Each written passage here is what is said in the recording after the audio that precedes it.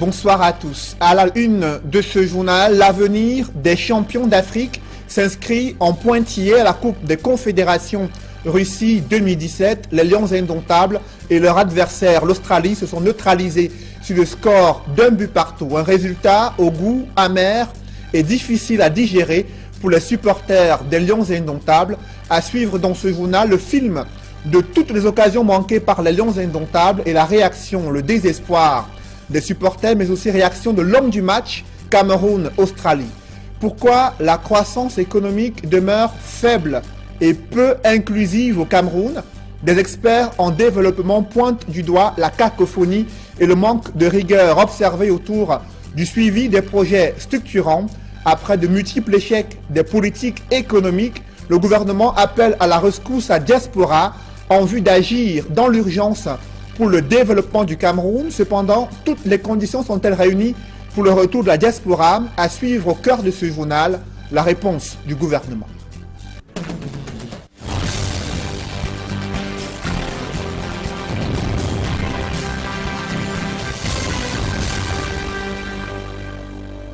De l'actualité, la tension reste encore perceptible sur le site d'une agro-industrie installée dans le Mungo.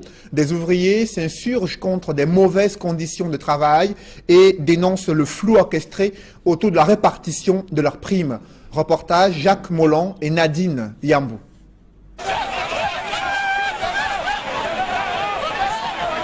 Des ouvriers de la PHP, plantation du Haut-Pendia en colère. Comme un seul homme, ils sont descendus dans la rue en direction de leur siège social situé à Pendia dans le département du Mungo pour crier le mal-être. Une colère due au flou observé autour des méthodes de répartition des primes. Le contrôle nous doit être au champ. La contribution des 1000 francs que nous donnions, on ne voudrait plus que ça résiste. La prime doit être stable. Et lorsqu'on nous envoie les contrôleurs sur le terrain, il faut négocier ces primes. Il faut donner 1000 francs afin qu'on puisse attribuer ces primes. Et ces 1000 francs se donnent par semaine. Et lorsque, en ce moment, on ne se base même pas sur le travail. Le travail est bon, il faut donner 1000 francs. Le travail n'est pas bon, tu dois donner 1000 francs. Là, on ne sait pas vraiment dans quel monde on va. Tourmentés par les mauvaises conditions de travail, ces ouvriers ne veulent qu'une seule chose, que leurs droits soient respectés. L'augmentation des primes de production, la diminution des tâches, les primes de risque. Parce que l'homme soigneur à la PHP, il est devenu l'esclave. Les activités ont été paralysées à la PHP à cause de ce mouvement d'humeur. Descendus sur les lieux, les responsables de l'entreprise ont aussitôt invité les grévistes à la table des négociations. Leurs travaux ont été réduits. On a demandé, on a accepté avec le directeur général qu'ils aient une prime mensuelle sur la base de 25 000 francs. Donc il y a eu, au-delà de la prime de récolte qui est de 25 000 francs, la prime de rendement qui intervient maintenant au niveau des équipes sous SAF. Des résolutions qui pourraient stabiliser la situation sociale au sein de la PHP. Ils sont nombreux des Camerounais contraints de séjourner durant des années dans l'enfer du milieu carcéral au Cameroun. Pourtant, ils ont déjà purgé leur peine. Ce séjour prolongé contre leur gré est souvent lié aux lourdeurs administratives, judiciaires et la méconnaissance de leurs droits. C'est le constat que font Innocent Abega et Gladys Sidier après une incursion au cœur de la prison centrale de Douala. Reportage. L'exiguïté des lieux, conjuguée à la vétusté et à la surpopulation, sont entre autres grands problèmes du milieu carcéral au Cameroun. Dans la cour de la prison centrale de Nubel, difficile de circuler, les détenus sont entassés. Certains ont développé sur place des activités. Cordonniers, artisans, vendeurs à la sauvette et bien d'autres. La surpopulation carcérale reste aussi liée aux lenteurs administratives dans le traitement des différents cas. Un problème que l'association Avocats sans frontières et humanitaires tente aujourd'hui de résoudre. Nous allons requérir des cas que l'association va prendre en charge. Et généralement, les cas les plus criards sont ceux des dépenses, ceux qui sont détenus encore pour faute de paiement de dépenses. Et aussi de ceux qui sont là parce que les leviers de cours n'ont pas été effectués faute de diligence. Pour le cas de Kribi, on a eu 3 cas déjà libérés par l'association. Parmi les cas, il y a eu des dons qui ont été payés. Et dernièrement, en Kondengi, on a encore recensé 5 cas. L'association s'active pour libérer aussi ces mineurs. Il est en effet difficile pour certains détenus de se payer les services d'un avocat. Mais à côté de ce cas de figure, certains restent incarcérés, parfois pour des amendes évaluées à 10 000 francs CFA et d'autres à cause d'une détention préventive. Là, présentement, nous avons 30 mineurs. Parmi les 30 mineurs, il y a les mineurs qui sont déjà condamnés, il y a les prévenus. Et comme problème que nous rencontrons au niveau de la justice, c'est les lenteurs. Ce que je fais généralement, c'est après 6 mois, je signale. Ceux qui ont plus de 6 mois de détention préventive, je signale. Bon, là-dedans, il y a aussi des enfants qui ont été condamnés.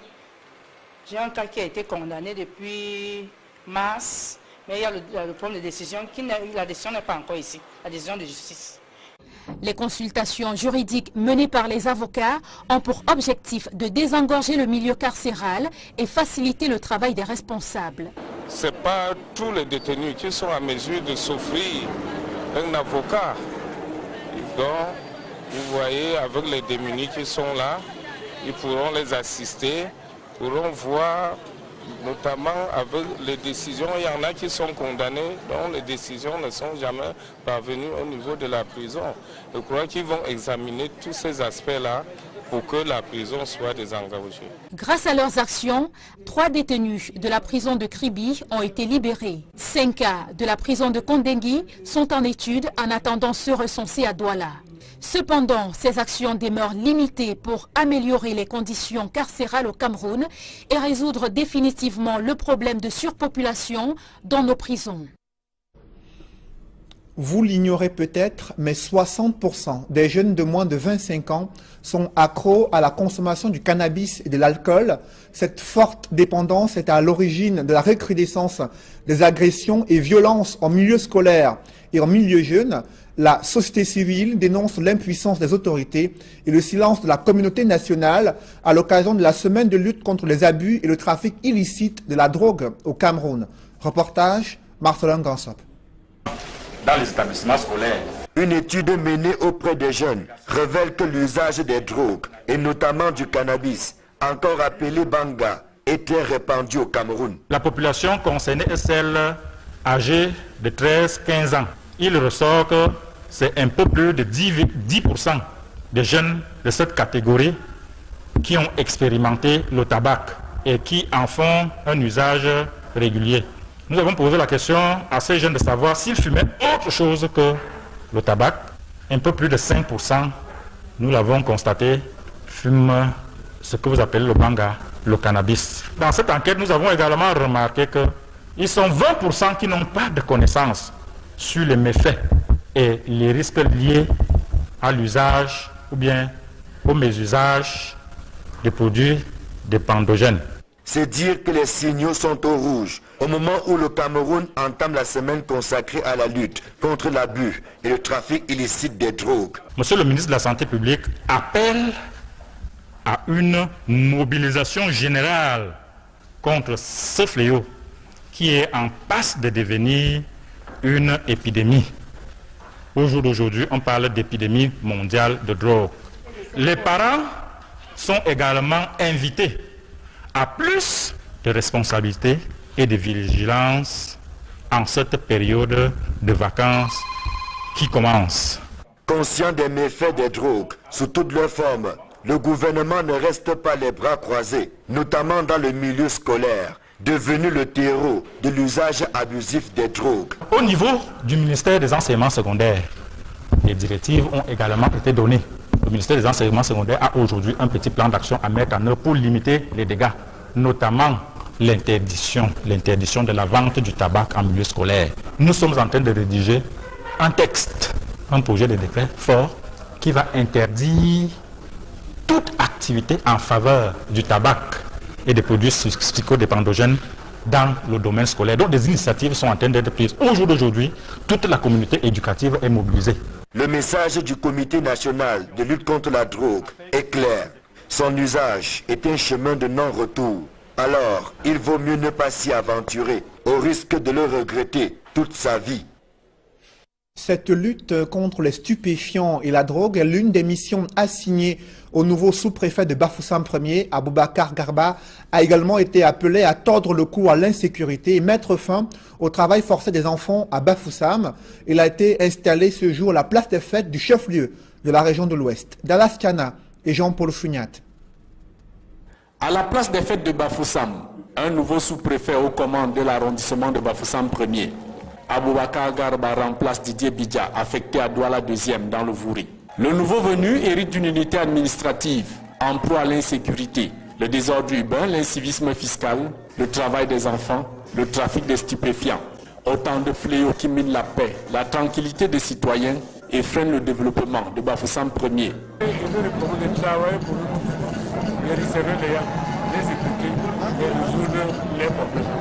Fraîchement installé, Aboubacar Garba prend la mesure des défis à relever. Je veux me battre, on va s'en sortir avec l'aide des responsables des forces de maintien de l'ordre, des comités de vigilance et des populations.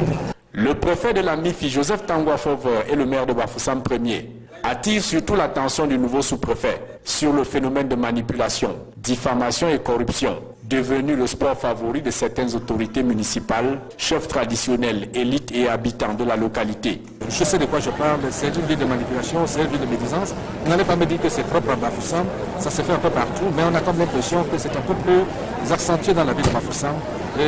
L'oisiveté amène certaines personnes à se jeter dans ce genre de sale activité. Donc je me devais d'attirer l'attention de ce problème.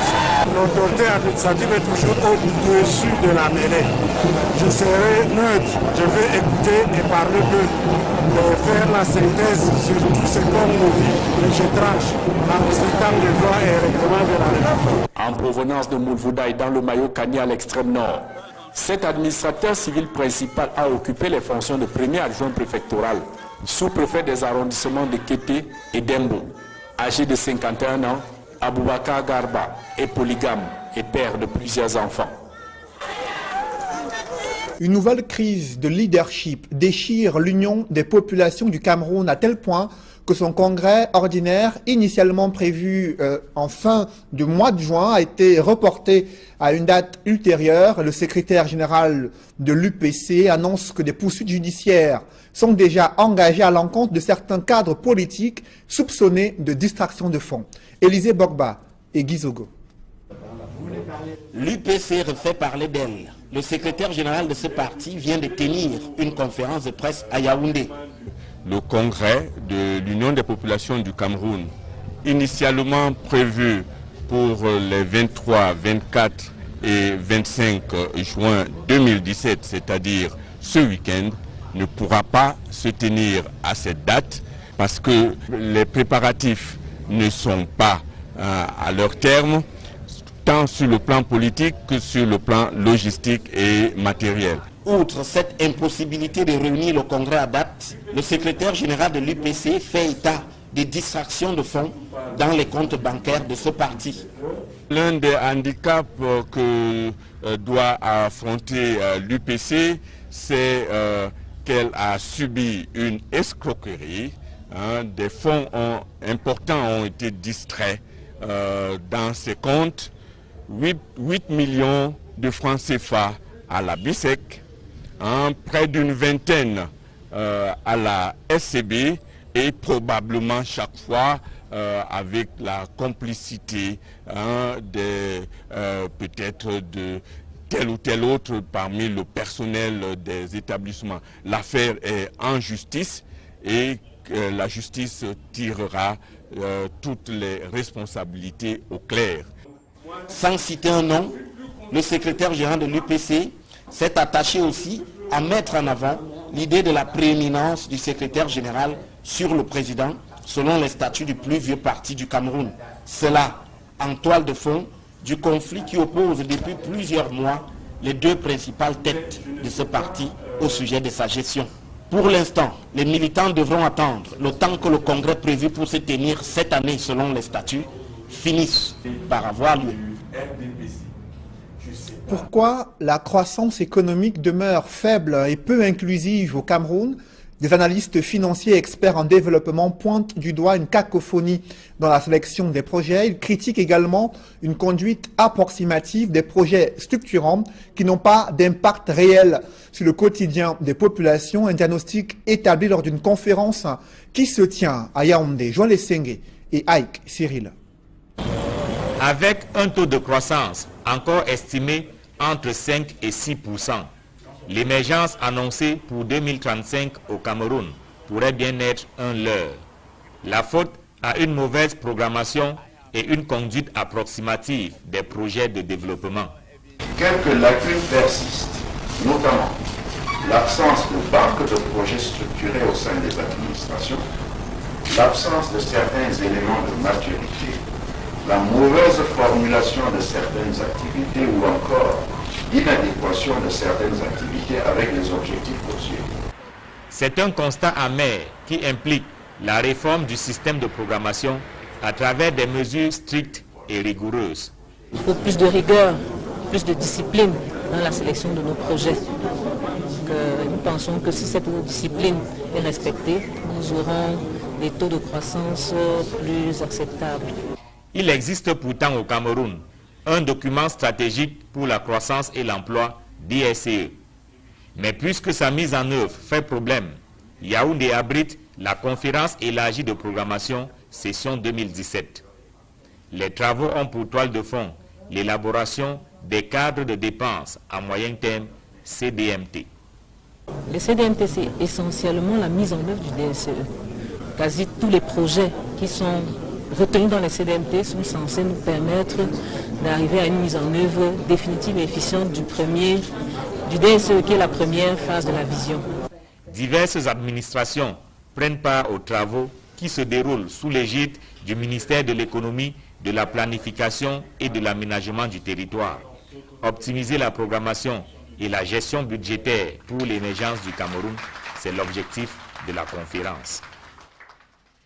Après une série d'échecs des politiques économiques, le gouvernement appelle à la rescousse sa diaspora, la diaspora camerounaise, en vue d'agir dans l'urgence pour le développement du pays. Cependant, toutes les conditions sont-elles réunies pour le retour de la diaspora? Élément des réponses dans ce reportage, signé Gizogo. La diaspora camerounaise et le Cameroun ont rendez-vous. C'est l'objet d'une conférence de presse qui vient de se tenir à Yaoundé pour annoncer l'imminence de la première édition du Forum de la diaspora. Une importante partie de nos compatriotes, soit près de 5 millions, se trouvent pour une raison ou pour une autre établis à l'étranger. La prise en compte de ces derniers, de leurs difficultés, de leurs besoins, constitue une préoccupation constante au plus haut niveau de l'État. Sur le thème, le Cameroun et sa diaspora, agir ensemble pour le développement de la nation, qui servira d'aiguillon à ce forum, le gouvernement égrène ses priorités. Le forum de la diaspora 2017 devrait ainsi contribuer, premièrement, à créer une plateforme permanente de dialogue et de facilitation. En second lieu, la diffusion et la compréhension des politiques publiques en faveur de notre diaspora. Tertio, faire connaître les actions de notre diaspora relatives au développement de notre pays. Mais nulle part, les attentes de la diaspora ne sont répertoriées. Par exemple, la question lancinante de l'interdiction de la double nationalité n'est guère évoquée.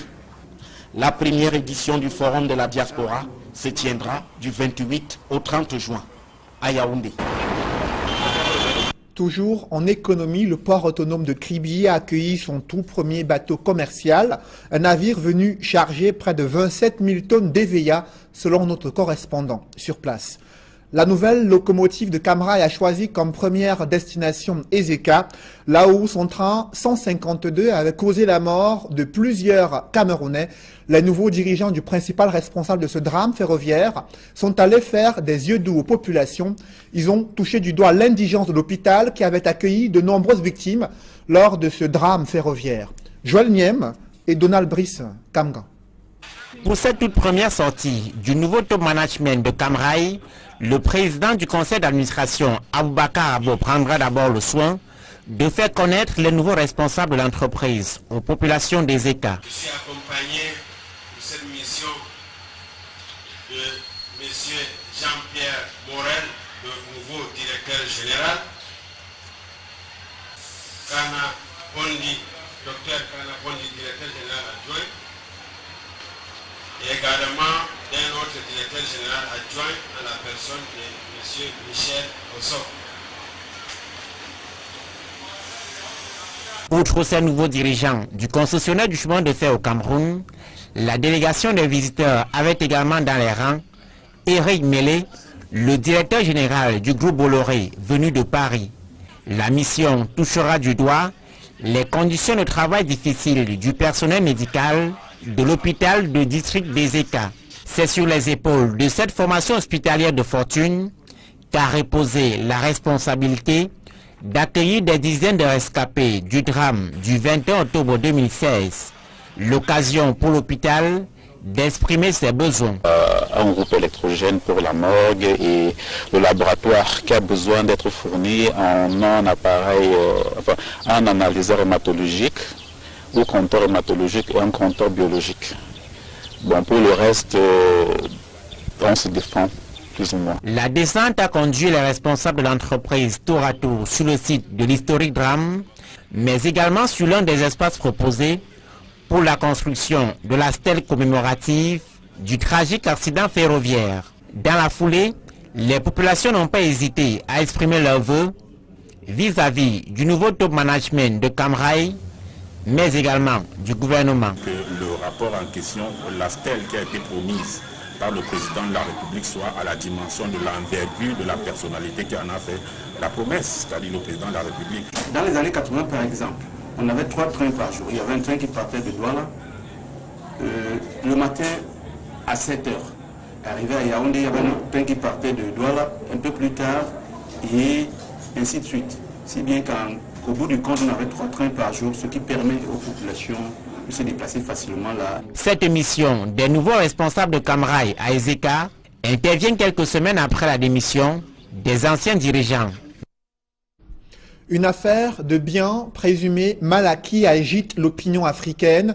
Le tribunal correctionnel de Paris, qui juge le vice-président équato-guinéen accusé de blanchiment d'argent, abus des biens sociaux, détournement de fonds et corruption. Comment comprendre cette procédure qui s'enlise depuis près de 10 ans? On en parle en deuxième partie de ce journal avec Maître Célestin Kengoum, avocat et spécialiste des questions internationales.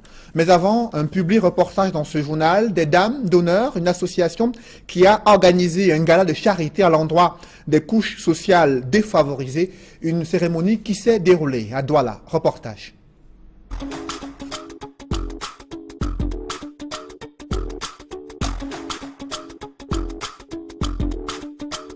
L'association Les Dames d'honneur est à l'honneur. À l'occasion de la fête des pères tenue ce 18 juin à la salle des fêtes d'Akwa à Douala, ces femmes dynamiques ont organisé un gala de charité à l'endroit des couches sociales les plus vulnérables.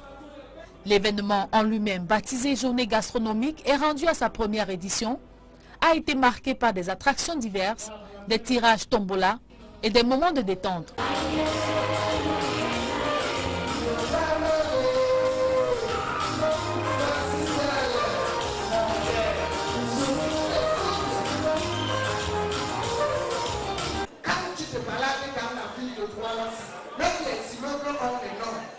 Tu vois immeuble Camion, immeuble Fosso, immeuble Chopagio, il a voulu le bâtiment son nom, immeuble Baïha. Le lendemain, c'est frère on est à côté maison familiale. Ils sont pour le problème.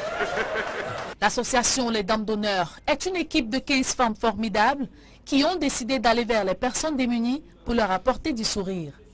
Créée en avril 2013 avec aux commandes Madame Gomigno Gomarta, cette association a à son actif mené plusieurs œuvres charitables, dont divers orphelinats. Nous avons visité plusieurs orphelinats, des hôpitaux, en 4 ans, nous avons quand même pu assister 2 orphelinats. Nous avons équipé un hôpital, l'hôpital de district de New Bell, le centre de santé intégré de Logbadjek, où nous avons offert un table d'accouchement, des tensiomètres, des cubiténaires, comme je l'ai déjà dit dans mon discours, suite à la journée gastronomique. C'est simplement pour continuer dans ce qu'on a décidé de faire, d'aller un peu plus loin, de retrouver ceux qui sont dans nos villages, de leur donner et les encourager pour qu'ils restent, pour qu'ils ne fuient pas les villages. On va essayer d'améliorer leurs conditions dans les villages.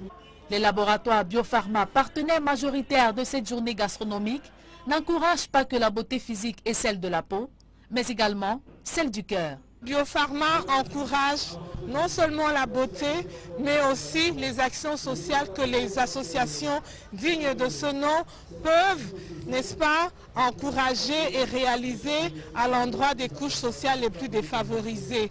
Biopharma encourage la solidarité, Biopharma encourage le partage. La beauté, ce n'est pas seulement la beauté physique, la beauté de la peau, mais nous encourageons aussi la beauté du cœur. Au cours de cette journée, c'était l'occasion pour ces dames d'honneur de faire le tour du Cameroun culinaire à leur parterre d'invités. Les dames d'honneur dynamiques, maternelles et visionnaires ne comptent pas s'arrêter en si bon chemin.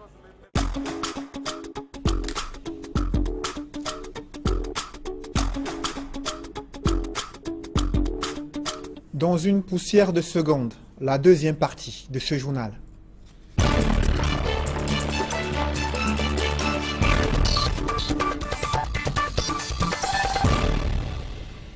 Je reçois sur ce plateau Maître Célestin Kengoum. Bonsoir. Bonsoir, Monsieur Noufélé. Vous êtes avocat, spécialiste des questions internationales. Vous avez suivi cette affaire de biens présumés mal acquis qui agite l'opinion africaine.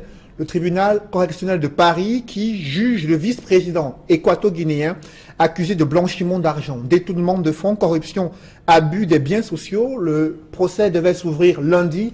L'avocat du vice-président équato-guinéen a estimé que le procès ne pouvait se tenir en l'état en raison d'une autre procédure pendante devant la Cour internationale de justice. Mais pour comprendre ce procès qui a cours à Paris, comment expliquer cette procédure qui concerne un président africain en fonction?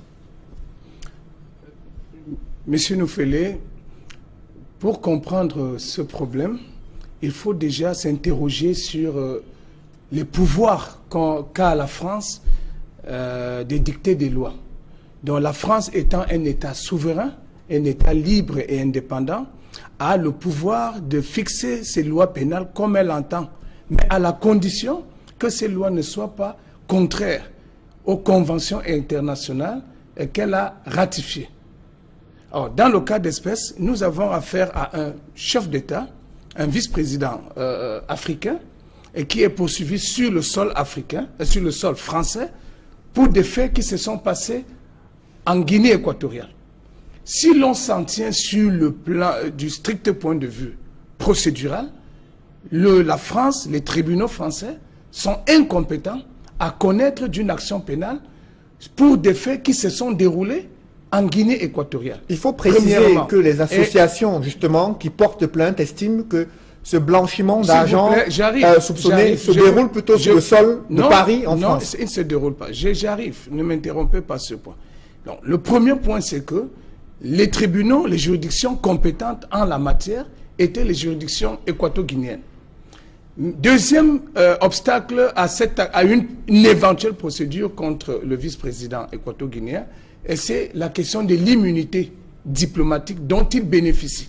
En tant que membre du gouvernement de son pays, il bénéficie d'une immunité diplomatique. Il ne peut donc pas être poursuivi sur le sol français pour des faits qui se sont passés en Guinée équatoriale si cette immunité n'est pas levée.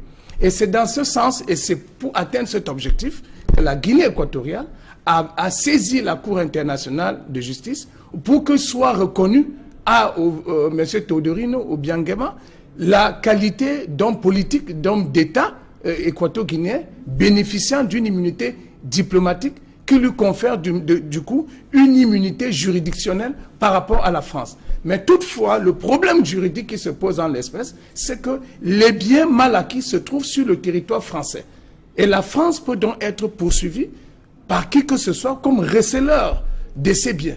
Donc c'est peut-être aussi pour se protéger que la France engage cette action parce qu'elle a sur son territoire des biens colossaux, des immeubles innombrables appartenant à un citoyen qui n'est pas français et qui ne peut pas justifier la provenance de ces sommes ou qui ne les justifie pas. Et c'est d'ailleurs pour les justifier. Même s'il s'agit d'un président d'un pays qui est en fonction et qui peut brandir le fait que ces différents biens qui sont acquis en France relèvent de l'État équato-guinéen. Mais écoutez, ils disent que ça appartient à l'État équato-guinéen, mais les Français ont la preuve que ces biens sont au nom de M. Théodorine. Si les biens portaient le nom de l'État équato-guinéen, il y aurait déjà même le principe de l'inviolabilité des ambassades qui sont considérées comme des territoires étrangers sur le sol où ils se trouvent. Donc le problème pour moi, c'est une mafia. Laquelle? Il y a une mafia en dessous de cette affaire. Et qui orchestre cette mafia? La mafia, il y a les hommes politiques français qui sont de connivence avec des associations et qui utilisent comme cheval de Troie les avocats. Donc c'est une véritable mafia. Qu'est-ce que cette mafia a gagné dans cette affaire? Mais l'argent, puisqu'ils demandent à se faire payer, ils veulent mettre la main sur ces biens qui seront d'abord au départ bradés, toujours à des petits copains, et les sommes serviront à payer des débours, c'est-à-dire des dépenses, les frais de procédure, les honoraires d'avocats, tout un tas de choses, afin que l'argent puisse rentrer dans des poches étrangères autres que celles des citoyens équato-guinéens pour qui ces gens prétendent se battre. Maître Célestin Kangoumé, est-ce que la France ne pourrait pas, par exemple, si l'occasion lui était permis, de pouvoir saisir ces biens et justement les vendre, mais retourner ces biens dans le compte de l'État équato-guinéen pour que l'affaire cesse? Mais depuis 10 ans, elle s'enlise et ils maintiennent mordicus de vouloir ouvrir un procès contre un vice-président africain. Au départ, ce procès a été dirigé contre 5 chefs d'État africains. Il y a le président Sassou Nguesso du Congo, Feu Omar Bongo du Gabon, le président angolais, Eduardo dos Santos, le vice-président équato-guinéen, Théodorine Obiangema, et ainsi que le président tchadien. Donc, au départ, il y a 5 candidats aux poursuites. Mais à la fin, nous nous retrouvons avec une seule poursuite contre Obiangema. Pourquoi Théodorine Obiangema? Parce qu'en ce moment, il y a l'enjeu de la succession de son père. Voilà l'enjeu qui est en dessous de cette bataille. En plus de cet intéressement financier, il y a l'enjeu de la succession au niveau de l'État équato-guinéen. Pourquoi cette enjeu de succession intéresse tant la France? Elle s'intéresse parce qu'aujourd'hui, la Guinée équatoriale est considérée comme un pays sous le giron américain. Or, vous avez aujourd'hui un président Donald Trump qui dit « Je suis venu au pouvoir pour les Américains, je m'occupe d'abord des Américains et je gère les intérêts des Américains. » Et du coup, des appétits naissent dans les esprits de certaines multinationales françaises qui veulent faire main basse sur toute cette immense fortune en préparant des hommes qui viendront prendre le relais de M. Obiangema, à moins qu'il ne précipite même son départ en créant des remous sociaux, comme nous le voyons aujourd'hui au Gabon. Alors on a vu la CIJ qui a demandé à la France de veiller à l'inviolabilité de l'immeuble qui avait été saisi au départ et dont la Guinée équatoriale avait précisé qu'il s'agissait d'un immeuble qui appartenait justement à ce pays-là. Qu'est-ce qu'il va désormais se passer maintenant que l'audience qui devait s'ouvrir lundi dernier a été renvoyée et pour cause l'avocat du vice-président équato-guinéen a demandé à ce qu'on attende d'abord la fin de la procédure qui est en cours devant la CIJ? Mais écoutez, il y a 2 phases. Il y a 3 phases. Il y a une phase des enquêtes. Nous ne sommes plus aux phases des enquêtes. Nous sommes maintenant à la phase de jugement, c'est-à-dire la procédure est enrôlée au fond. Et ça va aboutir à un jugement. Et arrivera la troisième et dernière étape qui consistera à exécuter le jugement. La France peut-elle aller au bout dans le cadre de cette procédure? Mais bien sûr, dans le cadre de l'exécution de ce jugement, la France peut donc discriminer entre les biens à saisir. Elle peut faire même base sur les comptes bancaires, sur des véhicules qui sont nécessairement au nom d'une personne privée, les Bulgaries, les Porsche et tout ça. Maintenant, certains biens immobiliers, s'ils portent le nom de l'État équato-guinéen, ils seront mis de côté, ils ne seront peut-être pas saisis. Est-ce qu'on se dirige par là vers une escalade diplomatique entre Malabo et Paris? Écoutez, c'est une bataille entre David et Goliath. Que peut la Guinée équatoriale face à la France? Qu'a pu la Libye face à la France et aux autres? Est-ce que la CIJ peut jouer un rôle déterminant dans cette procédure? La Cour internationale de justice est assez hypocrite dans sa prise de position parce que d'abord elle s'est déclarée incompétente à connaître de cette affaire, de la saisine par la Guinée équatoriale, mais en même temps elle fait des recommandations à la France. Donc vous voyez, la Cour internationale qui aurait dû se prononcer d'une manière ferme, hésite, prend des positions ambiguës. En quelque sorte, c'est une espèce de feu vert. Est-ce que la France, en dépit de ce que la Cour internationale de justice est saisie d'un recours par rapport à sa première décision, est-ce que la France peut surseoir à statuer? Encore là, c'est une appréciation souveraine des juges de fond français. Mais je doute qu'ils puissent suivre cette voie, à moins que des transferts d'argent importants soient en jeu. Parce que c'est de ça qu'il s'agit. Même les hommes, pas seulement les hommes politiques, même les grands magistrats français vivent sur le dos de l'Afrique. L'avocat Bourdon qui agit pour l'association Sherpa, c'est le même avocat que l'on retrouve dans les procès au Sénégal contre l'ex-président tchadien Hissène Habré. Restons dans les couloirs de la justice, Maître Célestin Kangoum, pour évoquer le cas du Cameroun. Vous avez suivi le retour de ce sulfureux député SDF, Joseph Uriba, qui était jugé en clandestinité depuis de nombreux mois. Il a déclaré à l'Assemblée nationale qu'il y a eu un mandat d'arrêt qui a été émis contre lui et que le président de l'Assemblée nationale ne l'a pas protégé, ne l'a pas défendu. Et c'est une chose qui surprend des Camerounais. Comment expliquer qu'un mandat d'arrêt puisse être émis à l'encontre d'un député alors qu'il est encore en fonction? Est-ce que c'est possible? C'est possible si l'immunité parlementaire est levée. Il peut être poursuivi comme tout citoyen. Mais est-ce que cette immunité a été levée? Je n'en sais rien. Quelles sont les conditions dans lesquelles une procédure peut aboutir, une procédure judiciaire peut être enclenchée et aboutir à la levée d'une immunité parlementaire? D'abord, sachez que les députés, bien qu'étant élus du peuple, sont d'abord des citoyens comme tous les autres citoyens et ils sont justiciables devant les juridictions comme tout autre citoyen. Mais toutefois, avant qu'une juridiction de l'ordre une juridiction répressive, on ne parle pas en matière civile ou commerciale, il s'agit des poursuites pénales.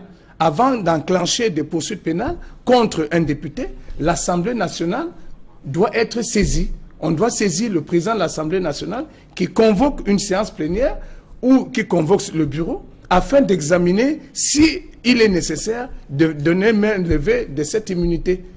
De donner main levée, mais si on ne le donne pas, les poursuites sont suspendues jusqu'à la fin du mandat de l'élu du peuple.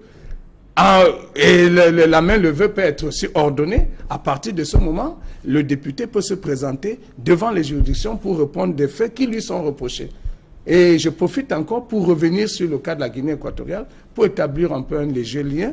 Vous voyez, ce qui arrive aujourd'hui à M. Obiangema, c'est ce qui arrivera à tous nos dirigeants qui pillent leur pays pour aller mettre de l'argent dans ces pays occidentaux. Donc, parce que vous voulez dire que les présidents africains sont responsables eux-mêmes de cette situation qui se déroule avec ces juridictions françaises et étrangères qui saisissent les biens? Pourquoi vous vous limitez aux présidents africains? Et les présidents ont même moins de biens que les directeurs généraux. Il y a un directeur général, je pense, d'une société, d'une entreprise publique, qui est sous le coup de poursuites, ça circulait dans les réseaux. Il lui est reproché des détournements de près de 193 milliards. Vous vous rendez compte? Vous avez vu le reportage sur la prison de Newbel? Dans quelles conditions vivent nos propres frères? Dans quelles conditions vous et moi nous pouvons nous retrouver si on était arrêté et placé sous détention dans une prison? Vous voyez dans quelles conditions horribles? à se demander si ce sont des êtres humains. Et pendant ce temps, quelques individus pillent des milliards. Je pense qu'à un moment donné, il faudrait qu'on s'arrête et que ce peuple se réveille pour dire assez, c'est assez. Justement, assez, non pas par rapport à un homme d'État, mais par rapport à tous ceux qui ont mis ce pays à genoux. Justement, M. Célestin Kengoum, il y a un projet de loi sur les entreprises publiques portant statut des entreprises publiques pour tenter justement de mettre fin à ces nombreuses dérives managériales qui conduisent à des détournements de fonds publics. Non, est-ce que ça va pouvoir résoudre le problème? Ce texte ne peut pas résoudre le problème parce qu'il existe déjà un texte qui limite le mandat à la tête des entreprises publiques, des dirigeants. Il y a un texte qui prévoit 3 ans renouvelables 2 fois. Donc on ne devrait pas faire plus de 9 ans à la tête d'une entreprise. Peut-être que les délais ont été écourtés, mais toujours est-il dit qu'on ne doit pas faire plus de 9 ans. Le directeur général de la SNH, il est là, je crois, depuis plus de 20 ans. Un peu partout, il y a beaucoup d'entreprises où des dirigeants ont fait 14-15 ans. Mais comment expliquer que les pouvoirs publics ne fassent pas respecter les textes qui existent? Il faut que le chef de l'État commence par faire appliquer les textes qui existent. En balayant, non pas en balayant, mais en renvoyant certains responsables dans leur ministère d'origine, ou de toutes les manières, en libérant ces places pour que des personnes nouvelles puissent y arriver. Et que ces personnes soient reconnues comme étant des personnes compétentes et intègres. Parce que le Cameroun en a besoin. Merci, Maître Célestin Kengoum. Je rappelle que vous êtes avocat et spécialiste des questions internationales. Mesdames, Messieurs, c'est la fin de ce journal. Ne manquez pas à votre rendez-vous ce soir, Regard Social, qui évoque la problématique des personnes démunies, parmi lesquelles des enfants exposés aux maladies cardiovasculaires. Émission présentée par Éric Fernand Kouamou et comme invité Artusan, l'inventeur du cardiopad, qui viendra évoquer justement l'apport de sa nouvelle technologie dans les solutions apportées aux maladies cardiovasculaires. Il est l'invité de Regard Social à suivre juste après ce journal. Merci de rester sur Equinox Télévision.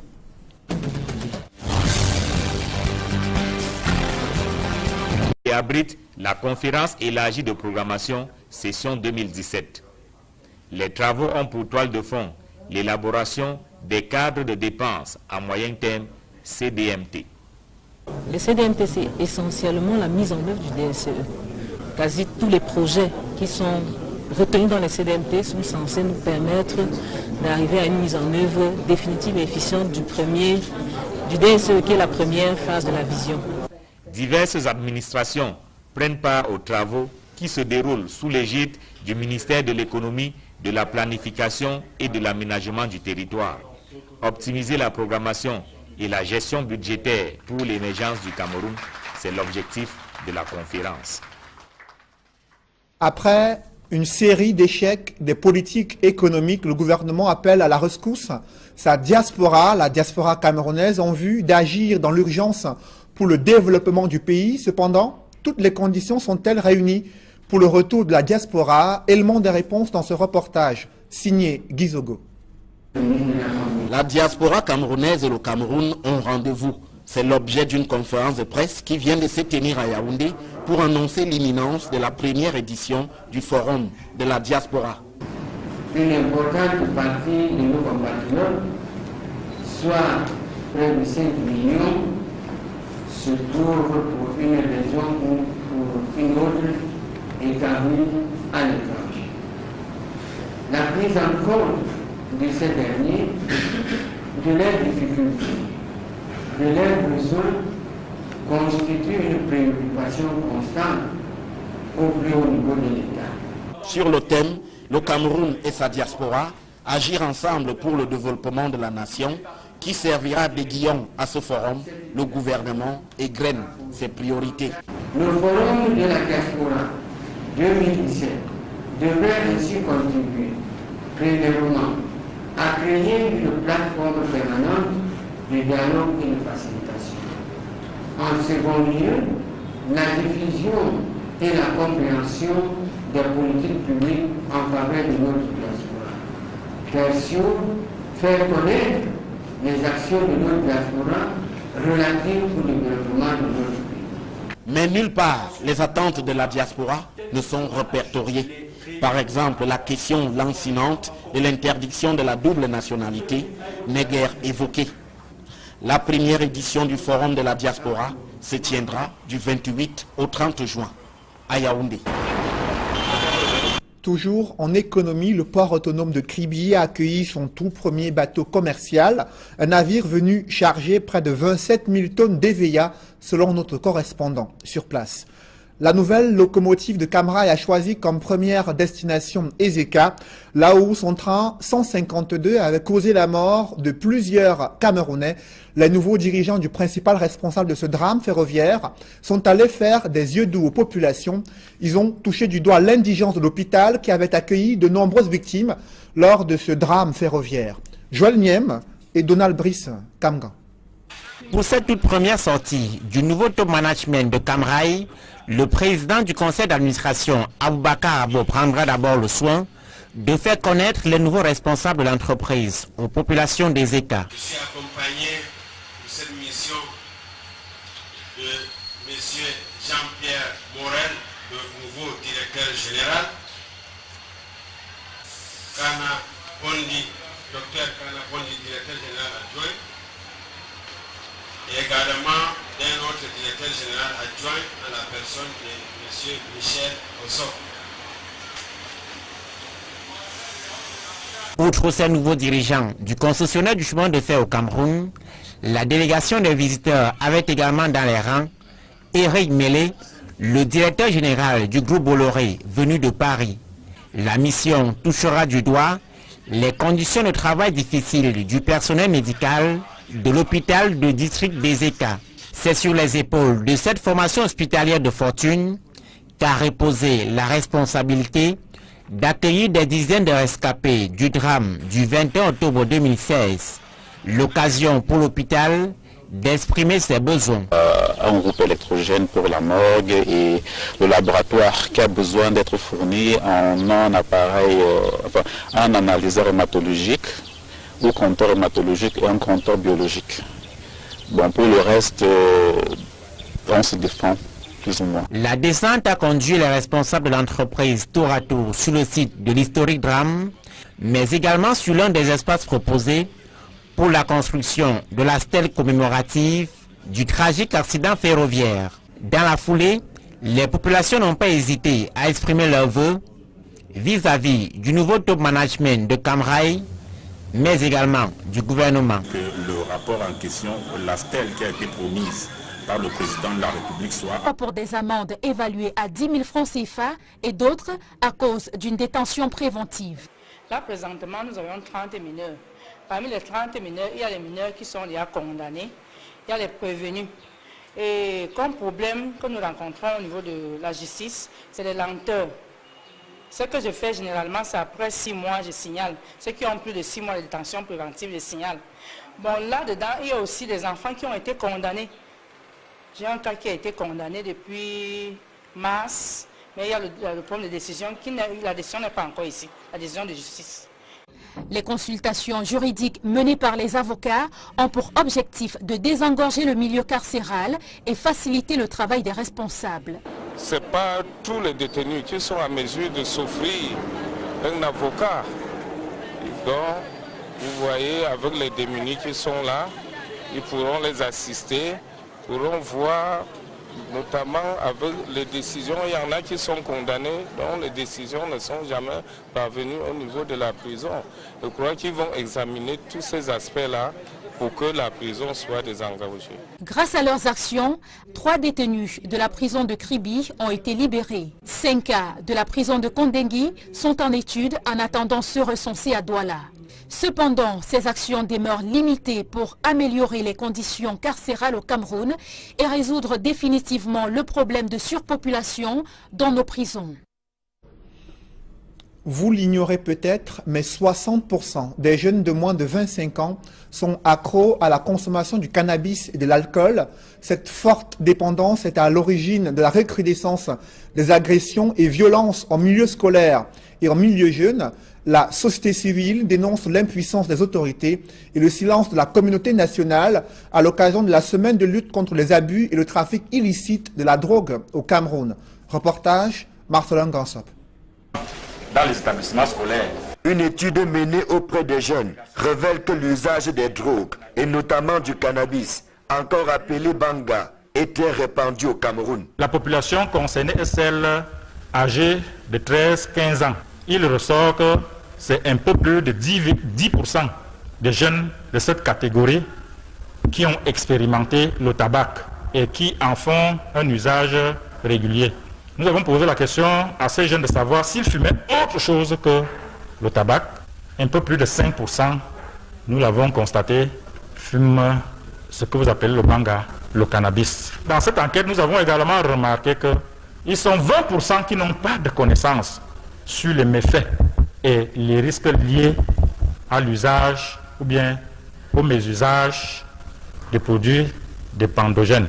C'est dire que les signaux sont au rouge au moment où le Cameroun entame la semaine consacrée à la lutte contre l'abus et le trafic illicite des drogues. Monsieur le ministre de la Santé publique appelle à une mobilisation générale contre ce fléau qui est en passe de devenir une épidémie.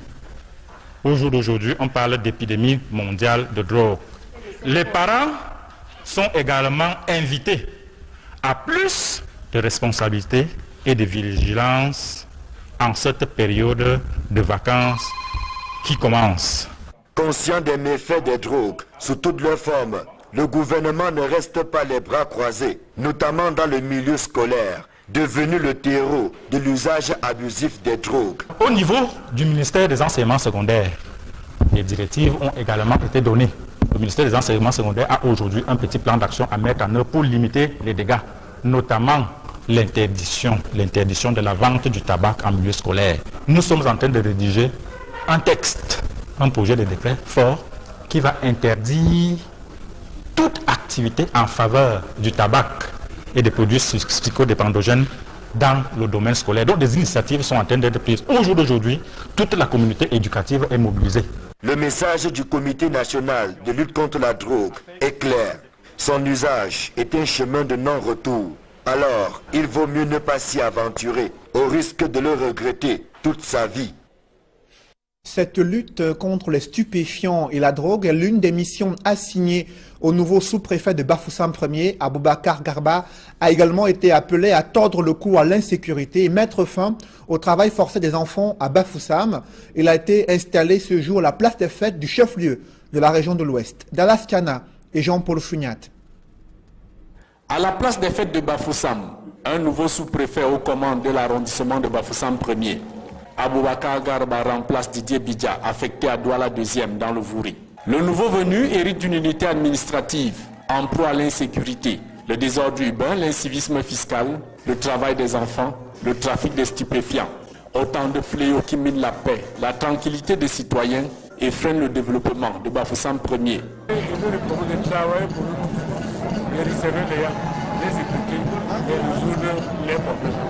Fraîchement installé, Aboubacar Garba prend la mesure des défis à relever. Je veux me battre, on va s'en sortir avec l'aide des responsables des forces de maintien de l'ordre, des comités de vigilance et les populations. Le préfet de la MIFI, Joseph Tangwa Fauver, et le maire de Bafoussam Ier attirent surtout l'attention du nouveau sous-préfet sur le phénomène de manipulation, diffamation et corruption, devenu le sport favori de certaines autorités municipales, chefs traditionnels, élites et habitants de la localité. Je sais de quoi je parle, c'est une ville de manipulation, c'est une ville de médisance. Vous n'allez pas me dire que c'est propre à Bafoussam, ça se fait un peu partout, mais on a comme l'impression que c'est un peu plus accentué dans la ville de Bafoussam. L'oisiveté amène certaines personnes à se jeter dans ce genre de sale activité. Donc je me devais d'attirer l'attention de ce problème. L'autorité administrative est toujours au-dessus de la mêlée. Je serai neutre, je vais écouter et parler d'eux, faire la synthèse sur tout ce qu'on nous dit et je tranche en respectant les lois et règlements de la République. En provenance de Moulvoudaï dans le Mayo Kani à l'extrême nord, cet administrateur civil principal a occupé les fonctions de premier adjoint préfectoral, sous-préfet des arrondissements de Kété et d'Embo. Âgé de 51 ans, Aboubacar Garba est polygame et père de plusieurs enfants. Une nouvelle crise de leadership déchire l'union des populations du Cameroun à tel point que son congrès ordinaire, initialement prévu en fin du mois de juin, a été reporté à une date ultérieure. Le secrétaire général de l'UPC annonce que des poursuites judiciaires sont déjà engagées à l'encontre de certains cadres politiques soupçonnés de distraction de fonds. Élisée Bogba et Gizogo. L'UPC refait parler d'elle. Le secrétaire général de ce parti vient de tenir une conférence de presse à Yaoundé. Le congrès de l'Union des populations du Cameroun, initialement prévu pour les 23, 24 et 25 juin 2017, c'est-à-dire ce week-end, ne pourra pas se tenir à cette date parce que les préparatifs ne sont pas à leur terme, tant sur le plan politique que sur le plan logistique et matériel. Outre cette impossibilité de réunir le congrès à date, le secrétaire général de l'UPC fait état des distractions de fonds dans les comptes bancaires de ce parti. L'un des handicaps que doit affronter l'UPC, c'est qu'elle a subi une escroquerie. Des fonds importants ont été distraits dans ses comptes. 8 millions de francs CFA à la BISEC, près d'une vingtaine à la SCB et probablement chaque fois avec la complicité peut-être de tel ou tel autre parmi le personnel des établissements. L'affaire est en justice et la justice tirera toutes les responsabilités au clair. Sans citer un nom, le secrétaire général de l'UPC s'est attaché aussi à mettre en avant l'idée de la prééminence du secrétaire général sur le président, selon les statuts du plus vieux parti du Cameroun. Cela en toile de fond du conflit qui oppose depuis plusieurs mois les deux principales têtes de ce parti au sujet de sa gestion. Pour l'instant, les militants devront attendre le temps que le congrès prévu pour se tenir cette année selon les statuts finissent par avoir lieu. Pourquoi la croissance économique demeure faible et peu inclusive au Cameroun? Des analystes financiers experts en développement pointent du doigt une cacophonie dans la sélection des projets. Ils critiquent également une conduite approximative des projets structurants qui n'ont pas d'impact réel sur le quotidien des populations. Un diagnostic établi lors d'une conférence qui se tient à Yaoundé. Joël Essenge et Ike Cyril. Avec un taux de croissance encore estimé entre 5 et 6%, l'émergence annoncée pour 2035 au Cameroun pourrait bien être un leurre. La faute à une mauvaise programmation et une conduite approximative des projets de développement. Quelques lacunes persistent, notamment l'absence de banque de projets structurés au sein des administrations, l'absence de certains éléments de maturité, la mauvaise formulation de certaines activités ou encore l'inadéquation de certaines activités avec les objectifs poursuivis. C'est un constat amer qui implique la réforme du système de programmation à travers des mesures strictes et rigoureuses. Il faut plus de rigueur, plus de discipline dans la sélection de nos projets. Nous pensons que si cette discipline est respectée, nous aurons des taux de croissance plus acceptables. Il existe pourtant au Cameroun un document stratégique pour la croissance et l'emploi, DSCE. Mais puisque sa mise en œuvre fait problème, Yaoundé... À la dimension de l'envergure de la personnalité qui en a fait la promesse, c'est-à-dire le président de la République. Dans les années 80, par exemple, on avait 3 trains par jour. Il y avait un train qui partait de Douala le matin à 7 h.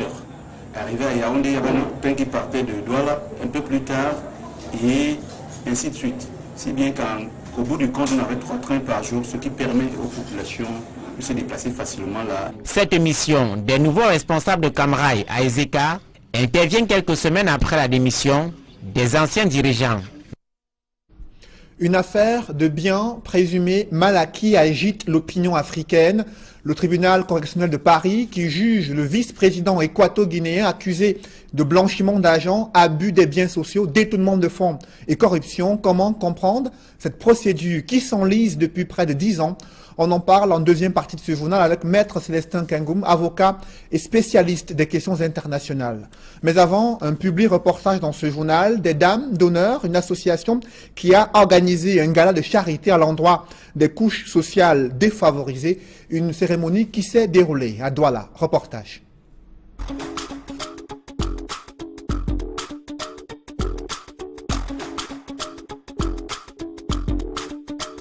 L'association Les Dames d'honneur est à l'honneur.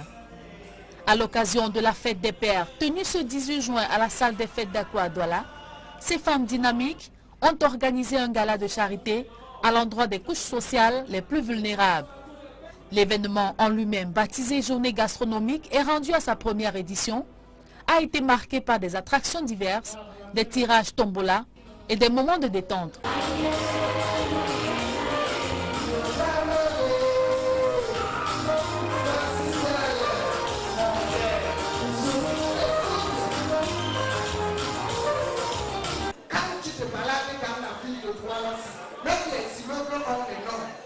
Tu vois l'immeuble Cameroun, l'immeuble Fosso, l'immeuble Chopavio, il a vu l'immeuble, il est parti mettre son nom, l'immeuble Baïha.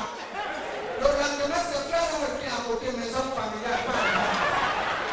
Ils sont pour le problème. L'association Les Dames d'honneur est une équipe de 15 femmes formidables qui ont décidé d'aller vers les personnes démunies pour leur apporter du sourire. Créée en avril 2013 avec aux commandes Madame Gomigno Gomarta, cette association a à son actif mené plusieurs œuvres charitables, dont divers orphelinats. Nous avons visité plusieurs orphelinats, des hôpitaux. En 4 ans, nous avons quand même pu assister 2 orphelinats. Nous avons équipé un hôpital, l'hôpital de district de New-Bel, le centre de santé intégré de Logbadjek, où nous avons offert un table d'accouchement, des tensiomètres, des cubiténaires, comme je l'ai déjà dit dans mon discours, suite à la journée gastronomique.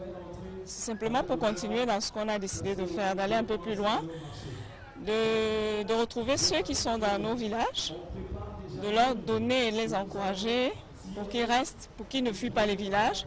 On va essayer d'améliorer leurs conditions dans les villages. Les laboratoires Biopharma, partenaires majoritaires de cette journée gastronomique, n'encouragent pas que la beauté physique et celle de la peau, mais également celle du cœur. Biopharma encourage non seulement la beauté, mais aussi les actions sociales que les associations dignes de ce nom peuvent, n'est-ce pas, encourager et réaliser à l'endroit des couches sociales les plus défavorisées. Biopharma encourage la solidarité, Biopharma encourage le partage. La beauté, ce n'est pas seulement la beauté physique, la beauté de la peau, mais nous encourageons aussi la beauté du cœur. Au cours de cette journée, c'était l'occasion pour ces dames d'honneur de faire le tour du Cameroun culinaire à leur parterre d'invités. Les dames d'honneur dynamiques, maternelles et visionnaires ne comptent pas s'arrêter en si bon chemin.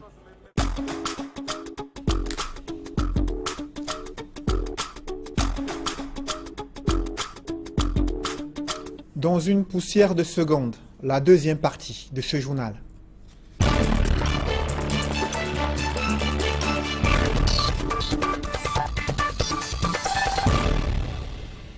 Je reçois sur ce plateau Maître Célestin Kengoum. Bonsoir. Bonsoir, Monsieur Noufélé. Vous êtes avocat, spécialiste des questions internationales. Vous avez suivi cette affaire de biens présumés mal acquis qui agite l'opinion africaine. Le tribunal correctionnel de Paris qui juge le vice-président équato-guinéen accusé de blanchiment d'argent, détournement de fonds, corruption, abus des biens sociaux. Le procès devait s'ouvrir lundi. L'avocat du vice-président équato-guinéen a estimé que le procès ne pouvait se tenir en l'état en raison d'une autre procédure pendante devant la Cour internationale de justice. Mais pour comprendre ce procès qui a cours à Paris, comment expliquer cette procédure qui concerne un président africain en fonction?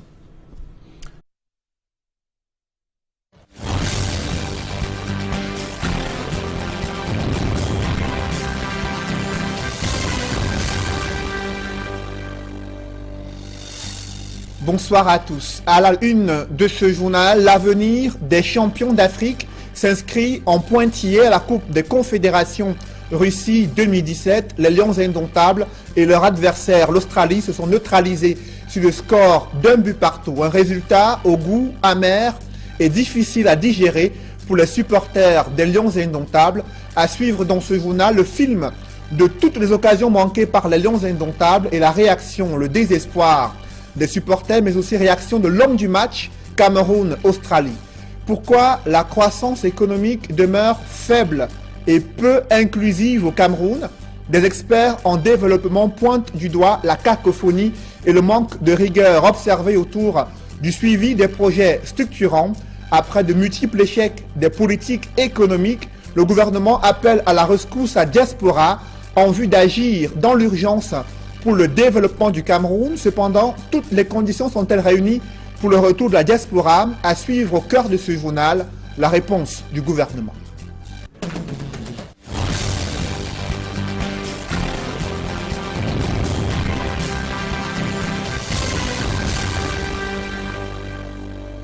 De l'actualité, la tension reste encore perceptible sur le site d'une agro-industrie installée dans le Mungo. Des ouvriers s'insurgent contre des mauvaises conditions de travail et dénoncent le flou orchestré autour de la répartition de leurs primes. Reportage Jacques Molon et Nadine Yambou.